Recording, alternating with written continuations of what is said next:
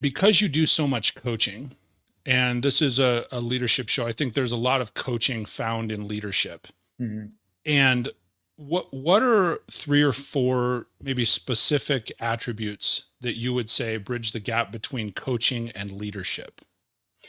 Well, that is a fine line, isn't it? Because even as a leader within my own team, I do a lot of kind of guidance and coaching, because I believe that within my own team is that I'm able to support my key people in growing and being their best self, which sometimes takes me sitting down with them, hearing their struggles, and seeing what's behind the scenes. So, in other words, you're having a conversation with somebody who maybe isn't doing what they want to do. They're not as good as you think they can be. As you have conversation, you start to understand there's some things behind the scenes. So then it becomes a little bit of a, okay, this is what's in your way. How are you carrying the stress of this? And so the fine line really is, I think, that coaching and leadership, or leadership and coaching, they Hmm. go hand in hand. And leadership sometimes is about making tough decisions or making decisions. Leadership is in times of how do I inspire an entire team, or how do I coach the team in the guidance that they need to develop. So for me, along the way, as I'm coaching my team, I'm also doing it from a place of, okay, I'm leading the way. I'm guiding them how to be better people, how to be better professionals, how to embrace and why they should embrace how they, I guess, for example, in a front facing work with a client. Well, why do you need to show up that way? And how do we show up that way when we don't feel like it? And what is in our way of showing up like that? So back to these phrases of that's not the weight we carry that breaks us down. It's the way we carry the weight. Now, if I share that with one of my team who has had something happen in their life at home, yet they've got to go and talk to one of the clients, how do they show up for that client without carrying that weight? It's understanding how to do that. So there is some coaching involved in that. Well, how do Hmm. I do that? This is really what's happening to me, and I got this big bill, or somebody wrote off my car, and okay, well, how are you carrying that weight, and how are you going to carry it through the day, or how are you going to carry it as you're working with client? That takes a little bit of coaching, which is also part of being the leader that somebody can come to and actually have that conversation and feel good about it, feel safe in having that conversation.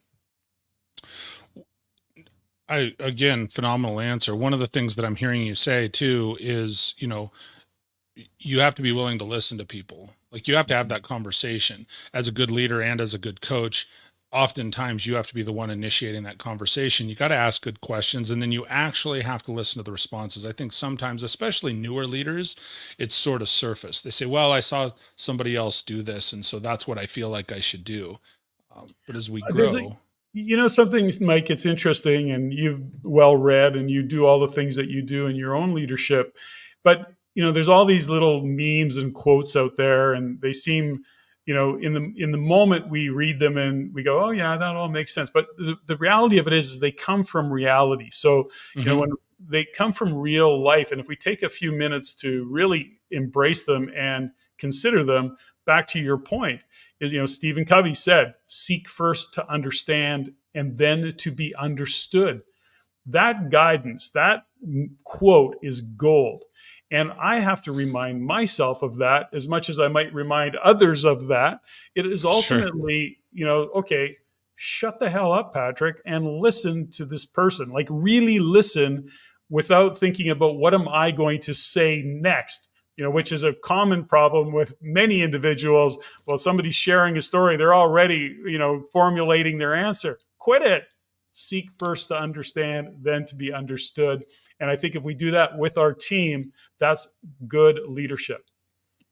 That's great. No, what's as you're speaking there, and my brain wandered to a time. I had a very close personal friend of mine who was mentoring, and I will just say, when I was a younger man, I was always thinking about, well, what's the next thing? What's the comeback? Well, I have to respond to that, and so it was almost as if he could see like my lips preparing. Like what's the next thing? Yeah. And I remember him finally looking at me, and this is probably 20 years ago now.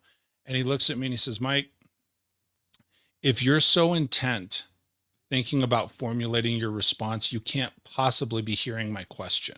Mm-hmm. And I'm like, that stung, because it was exactly what you're saying is it's like, well, okay, you're right. Because I was so hung up on the previous statement. Well, how can I respond to that? Because I don't want it to be my fault, or I don't want to, move on to the next thing. And so we get tied up in that. Well, we're all just mere mortals, and so we have that human experience. But Sure. if we're always working towards being the best version of ourselves, then it takes time to reflect. And we have to look at that and go, okay, here's somebody sharing their story about the experience they had, I don't know, in Colorado. Well, you talk to me about Colorado, and while you're telling me about Colorado, I'm already formulating the stories about the times I was in Colorado and I went to Denver and I was in Boulder and, all the things that I did at a baseball game. And, well, what, so again, is that, when we're trying and working to be the best version of ourselves, we have to reflect and go, is that appropriate? Am I being present to the conversation that I'm having with Mike? And so these are all things that we develop as strong leaders. Some people, I guess, are gifted at being leaders. I have to study it. Sure. And I do think it's something that I think most anything can be learned. It's, at various levels, whatever that task, that title, that characteristic is that you want to learn, it's going to take time and it's going to take effort and it's going to take consistency, right? Mm-hmm.